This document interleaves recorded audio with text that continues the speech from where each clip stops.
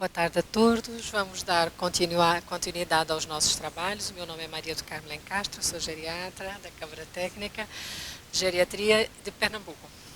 E o próximo tema é um tema urgente e importante dentro da medicina, mas também para a instituição de longa permanência. Então eu peço agora para o professor Rubens Fraga Júnior para vir à mesa e apresentar a sua palestra. Dr. Rubens de Fraga Júnior é médico especialista em geriatria e gerontologia pela Sociedade Brasileira de Geriatria e Gerontologia, professor titular de gerontologia da Faculdade Evangélica Mackenzie do Paraná e coordenador da Sociedade Brasileira de Geriatria e Gerontologia dos artigos. A sua apresentação será sobre telemedicina e assistência em instituição de longa permanência de idosos. Obrigado. Eu gostaria de agradecer ao Conselho Federal, à Câmara Técnica, ao presidente, a todos vocês e ao nosso colega Gerson também pelo convite. Não tenho conflitos de interesse sobre esse assunto. Foi pesquisado pela American Geriatric Society, pela Sociedade Americana de Geriatria, quem é o perfil, qual o perfil do idoso residente hoje, né, nas instituições de longa permanência americanas, né? E ele colocou, inclusive, na última edição aqui do Geriatric Review Syllabus, que a típica residente é uma mulher de raça branca, solteira, geralmente viúva, e, como foi falado aqui, com um apoio social, um sistema de suporte social muito limitado. Também foi falado aqui, hoje, na parte da manhã, só repetindo, são pessoas, são residentes que necessitam de assistência em mais de 3 atividades da vida diária. Quase 90% tem esse tipo de necessidade. Necessita também de assistência para comer, né, em 59%, dieta muitas vezes alterada mecanicamente, com uso de espessantes em mais de 32,5%. Talvez eu não vou falar muito, porque o Daniel vai falar daqui a pouco também sobre isso, não? Incontinência, uma das principais causas de institucionalização dos nossos idosos, né? Comprometimento auditivo visual, 33%, a falta de dificuldade para deambular e a maioria com o uso de cadeira de rodas para se movimentar, né? As doenças também, esses pacientes eles têm polipatologia e, como foi falado aqui, consomem 4, 5 medicamentos, pelo menos, tem polifarmacia, insuficiência cardíaca, diabetes, AVC, comprometimento cognitivo. Veja que a incidência é alta de comprometimento cognitivo moderado severo, como demência, Alzheimer, uma das principais, depressão e também transtornos comportamentais, que muitas vezes ocorrem nas demências moderadas, em que é causa de institucionalização desses idosos. O tempo de estadia também foi pesquisado pela AGS, e aqui, com menos de 90 dias, 20%, que é aquele paciente que faz uma fratura de colo de fêmur e que é relocado para uma instituição para fazer reabilitação, né? E depois ele retorna, muitas vezes, a um centro-dia, um hospital-dia, uma instituição alternativa ou a própria residência. Mas mais de 90 dias, quase 80% permanecem. E mais de 3 anos, quase 25%. Então, daí a pergunta, quem faz a assistência desses nossos pacientes? Historicamente, o médico de instituição de longa permanência, também ainda falando da realidade que não é nossa, que é a realidade americana, é o clínico geral, o médico de família, que dedica menos de 2 horas por semana, né? Talvez o nosso desafio já dedicar 24 horas, 7 dias na semana, né? Talvez a telemedicina possa ser uma alternativa de ter médico presente na ILPI todo esse tempo. Mas a realidade é essa, né? Eu conversei com alguns colegas, né? Uma época eu trabalhei com ILPI, mas atualmente conversei com alguns colegas que são médicos de família na minha cidade, Curitiba, e a gente mais ou menos está batendo de 2 a 4 horas por semana ILPIs de 25 pacientes, para ter uma ideia. Então é muito pouco tempo a presença do médico em ILPI. A realidade é que o trabalho em ILPI é um trabalho desafiador, é um trabalho gratificante, que exige muitas habilidades, muita sensibilidade em questões, não apenas questões médicas, mas questões interdisciplinares, transdisciplinares, porque nós trabalhamos com equipe multidisciplinar, questões éticas, questões legais. Não raramente eu recebo cartas do Ministério Público, né, em que eu tenho que, perguntando, né, porque o Ministério Público não pode ficar sem fazer isso, né, se aquele idoso, né, ele tem consciência, ele tem capacidade de atos de vida civil, né, se realmente ele está ali porque é desejo dele e está havendo um respeito à sua autonomia, à sua independência ou não, né. Então, a gente está respondendo cartinhas e é assim mesmo, faz parte, né. A interface também da ILPI com doenças agudas, né? Então, a gente tem muitos residentes de longa permanência que vão acabar indo para o hospital.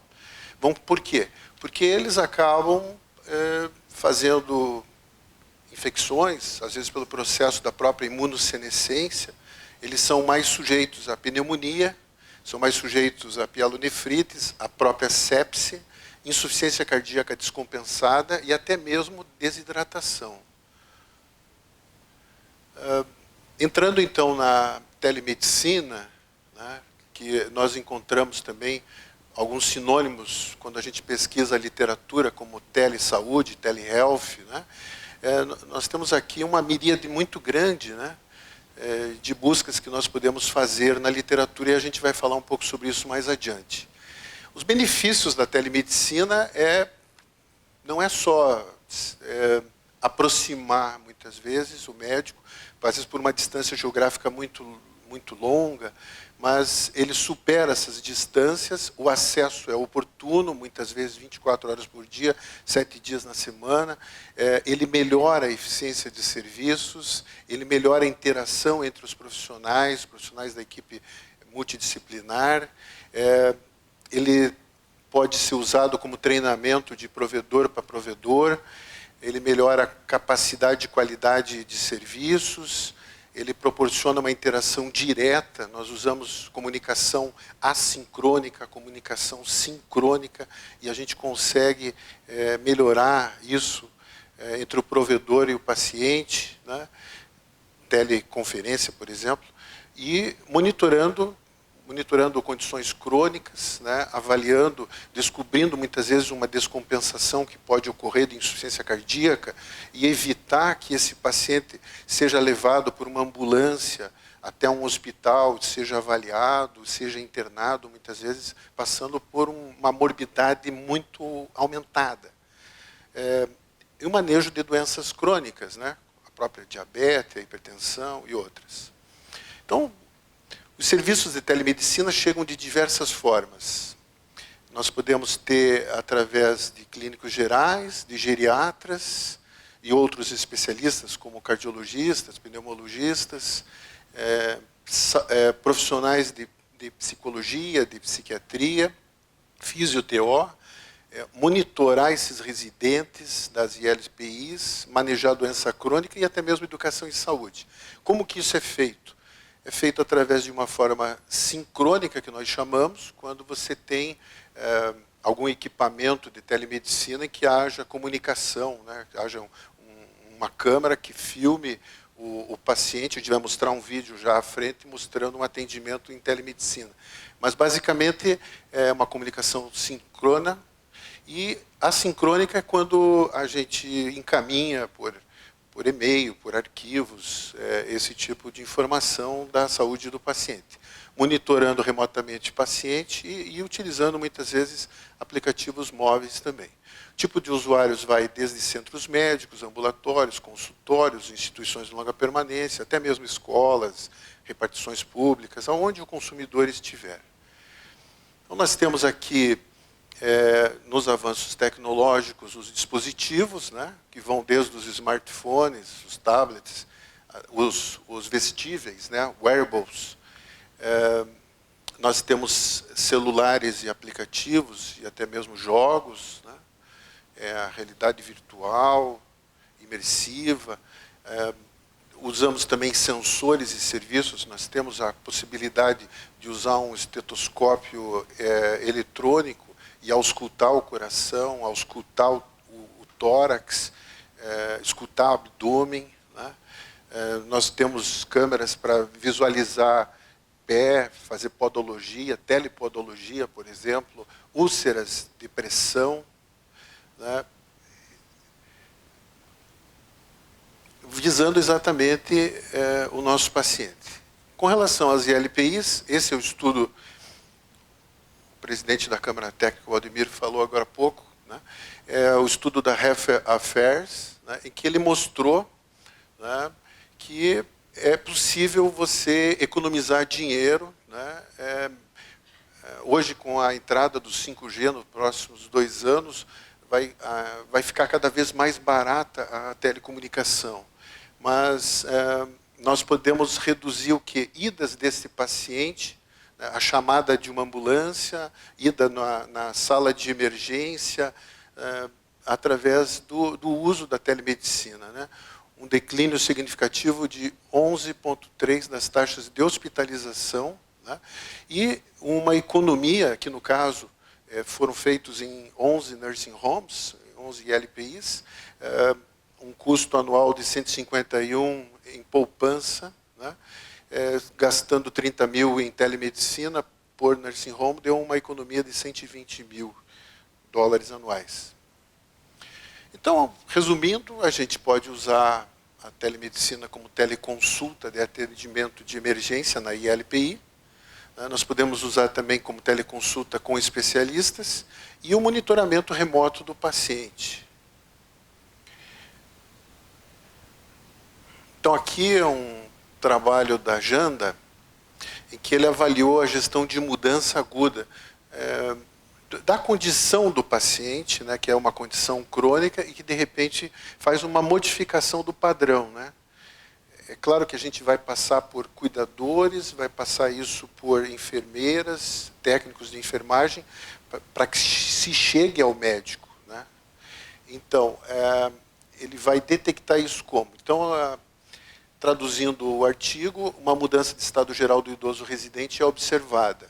A enfermeira, o técnico de enfermagem, completa a observação, né, e documenta isso, né?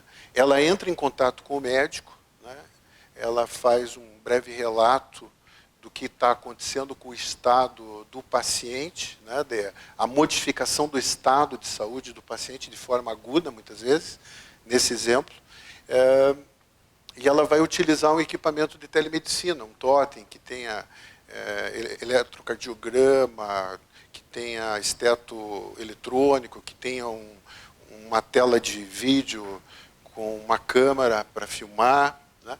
Então, ela vai ser essa enfermeira será um teleapresentador, que reunirá os dados clínicos, conecta o idoso residente com o médico, usando os equipamentos que eu vou mostrar no vídeo já em seguida.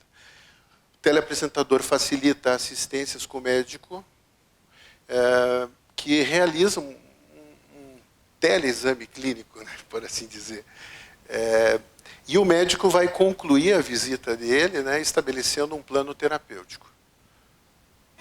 We started telehealth services in late 2016 and obtained a piece of equipment Isso é basicamente that we're able to o wheel into a equipamento. patient's room or a patient's cottage when needed and when a physician is not here.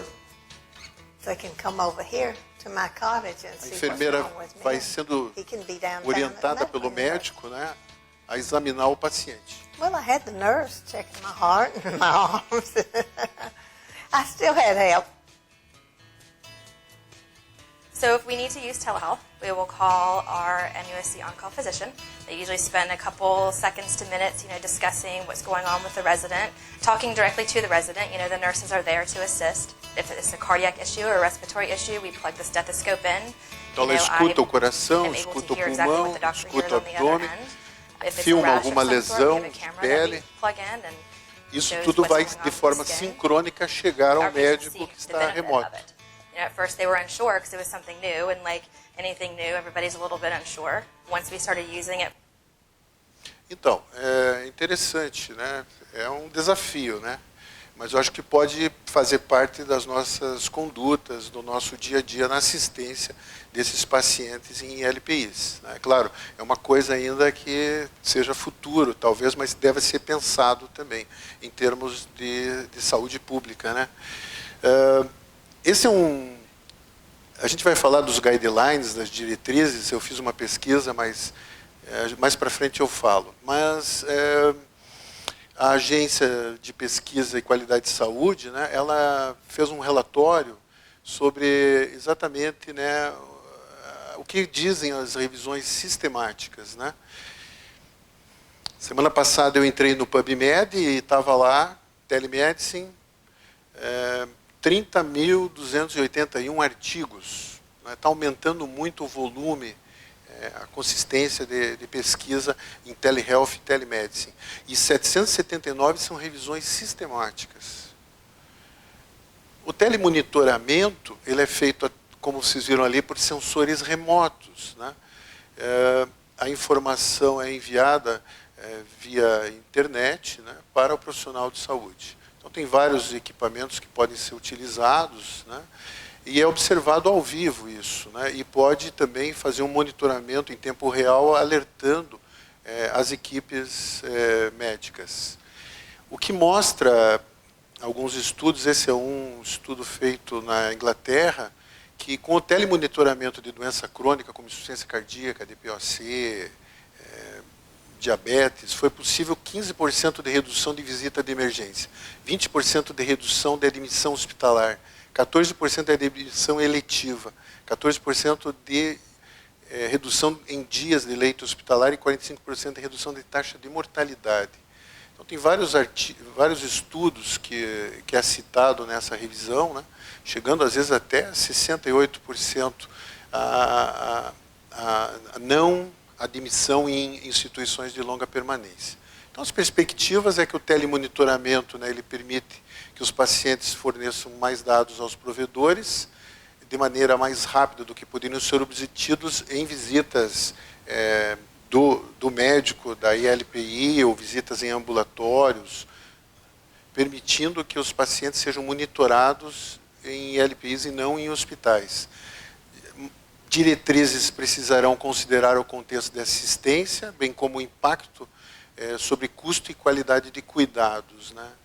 A literatura ela é vasta, é variada, né, constituída por centenas de revisões sistemáticas, né, em várias condições clínicas e funções de cuidado de saúde. Então, as perspectivas é que já existem evidências suficientes, segundo esse estudo da HR aqui, mostrando a eficácia da telemedicina no telemonitoramento de doença crônica, na comunicação e aconselhamento de pacientes e psicoterapia. Parece que a saúde mental vai lucrar muito com a telemedicina, né? É possível hoje você fazer por Skype e por vários tipos de aplicativos, fazer teleconsultas na área de saúde mental também. Mas voltando aqui às ILPIs. A enfermagem tem importância, mas é monitorado pelo médico, os resultados são analisados sempre por autoridades, sendo médicos, né? No entanto, geralmente não há médico presente na ILPI, né? E essa questão clínica, então, vai ser levada para um acesso remoto, através do uso da telemedicina, né?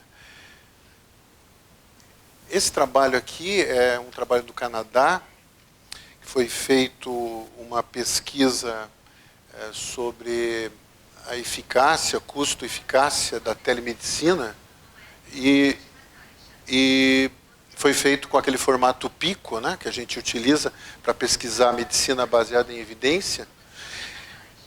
P de população, I de intervenção, C de comparação e outcomes, que é desfecho. Então, as perguntas que foram feitas foram as seguintes. Qual a eficácia clínica do uso da telemedicina para facilitar a realização de intervenções de saúde e consultas em instituições de longa permanência? A resposta é que teve uma revisão sistemática que 79% dos casos de telepodologia, né, uma área, por exemplo, na área de diabetes, que é muito importante, né, foi satisfatória para o diagnóstico em uma instituição de longa permanência. A maioria dos clientes, 87%, preferiu teleconsultas em vez de viagens físicas para clínicas hospitalares. Além disso, a telesaúde mostrou-se viável e eficaz em fornecer com segurança os serviços de saúde necessários a residentes em ILPIs, na área de medicina geral, de geriatria, psiquiatria e neurologia. A segunda pergunta é qual a relação custo-eficácia da telemedicina, né, nas ILPIs. E eu tenho depois esses artigos, eu já disponibilizei ali para a secretária, o pessoal pode daí solicitar. Uma revisão sistemática incluiu um total de 3 estudos de custos primários e relatou que os cuidados de saúde prestados em ILPIs por telemedicina eram mais baratos do que os métodos convencionais. Foi relatado à medida que mais serviços eram fornecidos a uma determinada instalação de telesaúde, o custo do serviço diminuía e melhorava ainda mais a viabilidade financeira da telemedicina. Então, ela vem parecendo que ela é custo-eficaz a implementação do uso da telemedicina em LPIs. E a terceira pergunta é as diretrizes, né? Então, a resposta é que não se encontrou ainda, não tem na literatura diretrizes, né, que mostre algoritmos de tratamento em relação ao uso da telemedicina. Talvez seja o próximo passo, né? Esse é um trabalho que foi feito sobre percepções de quem trabalha em LPI para reduzir hospitalizações potencialmente evitáveis, né? Então, aqui, se você observar, quanto mais próximo de fortemente concorda. Quanto mais próximo de 5, fortemente discorda. Então, se você notar, não dá para ler muito bem, mas o primeiro aqui, os provedores, eles falam que a telemedicina pode preencher esse gap, esse abismo que existe muitas vezes entre a ILPI e um hospital, por exemplo, de doente agudo. Também mostrou que melhorou a qualidade do residente. Mostrou, aqui na outra página, mostrou que é possível, deu 1,46, quer dizer, bem próximo de 1, que é possível ouvir-se os ruídos do coração, do pulmão, do intestino, através de estetoscópios eletrônicos, né? O índice de satisfação é alto em relação a isso. É possível também fazer uma boa avaliação de lesões por pressão, né? Então, tem uma série de valores aqui que falam a favor, realmente concordam com o uso da telemedicina pelos provedores que trabalham em ILPIs. Nesse estudo, a conclusão é que entre prestadores de LPIs há um alto grau de confiança, né, no potencial de solução da telemedicina em hospitalizações potencialmente evitáveis, né. E as conclusões é que programas de telemedicina em LPIs podem contribuir para um atendimento médico oportuno, de alta qualidade, né, reduzindo hospitalizações desnecessárias. Então, as conclusões. O que a gente pode pensar sobre isso tudo que a gente viu, muitas experiências internacionais e poucas brasileiras ainda. Políticas públicas são importantes, investimento em tecnologia, pesquisa em bases de evidências, a própria demanda do consumidor, áreas de foco que vão promover a implementação em escala. O SUS pode abranger uma cobertura, como é feito pelo Medicare, Medicaid nos Estados Unidos ou na Europa pelo NHS. Os convênios médicos também. A necessidade de uma melhor regulamentação, uma legislação mais apropriada sobre isso, né? Novas práticas de gerenciamento e integração de telesaúde com interoperabilidade e não esquecer da segurança cibernética dos dados dos pacientes. Aqui só mostrando um exemplo de health aging dentro de uma LPI na Alemanha, né? 3 residentes aqui tocando, né? O violino com 86, piano com 92 e o cello com 95 anos, né? Os residentes se reúnem 2 vezes por semana para ver esses idosos tocarem nessa ILPI. Obrigado.